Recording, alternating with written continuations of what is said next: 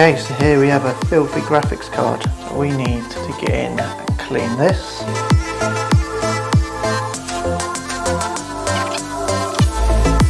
See what I mean?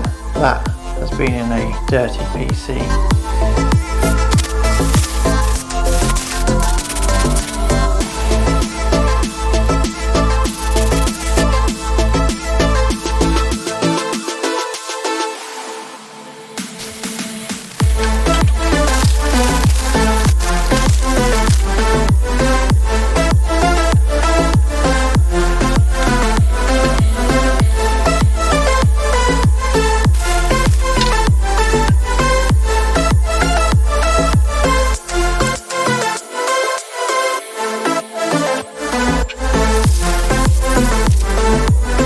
There we go, nice and clean, and that will run a lot cooler in your machine.